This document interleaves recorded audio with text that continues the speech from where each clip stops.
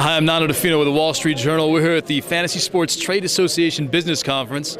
Middle of July, the All-Star break is about to come up. We're going to ask some people about their fantasy experiences, what they'd be doing if they weren't playing fantasy, maybe try and personalize some of them for you so you get the story behind the guys who are writing updates and giving you advice on which players to pick up. So join me, won't you, as we go check out the Fantasy Sports Trade Association Conference. All right, I'm here with Ben Ice, real name? Real name.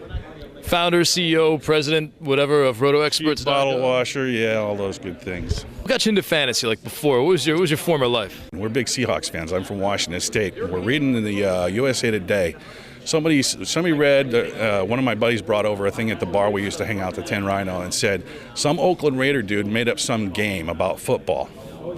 And we're like, oh, Oakland Raiders suck, man. We can do anything they do better. So we got into fantasy football. We actually ordered the kit. It was $9.95. Started getting the USA Today, compiling the stats, and that's how we got into it. It was all because of the Oakland Raiders. All right, I'm here with Scott Engel. This is one of the biggest stories here at FSTA. Left ESPN to go to rotoexperts.com. What are you hoping to do with Roto Experts? What I'm hoping to do with Roto Experts is what I've been doing all along for the 12 years that I've been doing this professionally, which is basically my goal is to help you win a fantasy football championship. Now, for some of you out there watching, the voice might sound familiar, the face might not look right because sometimes he's covered in Kiss makeup. You want to tell us a little bit about that, Scott? The Secret Life of Scott Engel? Do I really want to tell you about that? Actually, Kiss has been a huge inspiration for my professional career. I'm a major Kiss fan. I go to conventions. I'm here with Jeff Stein, Mock Draft Central. How's it going, man? Good, thank you. So tell us, man, how'd you get your start in this? What were you doing before you got into fantasy? Well, I was a hard luck poor college kid just looking to get some money for some beer. And I went to my college's website and I seen part-time fantasy sports writer gig. And I said, that sounds like something I can do. I was a big sports fan at the time, posted on message boards and all that.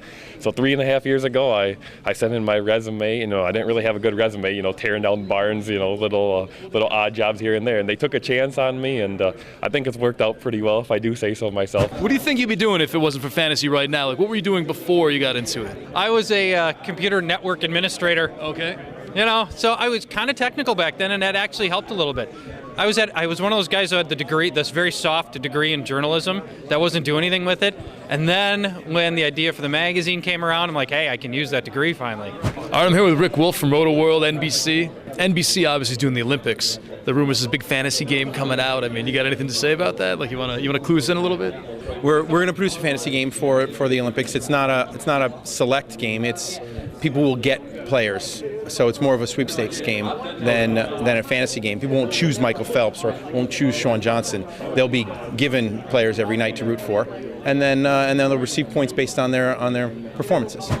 I'm here with Pete Shanky from RotoWire.com, but also on the board of directors at FSTA. Yep.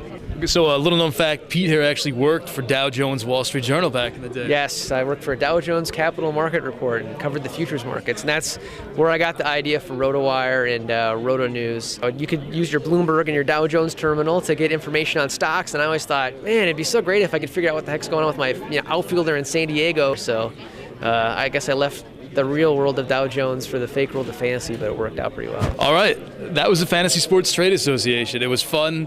We learned a lot of fun and cool things. A lot of people really into fantasy here. It's not a bad thing. It's growing. It's huge. It's like 30 million people playing it every year, and you're probably one of them.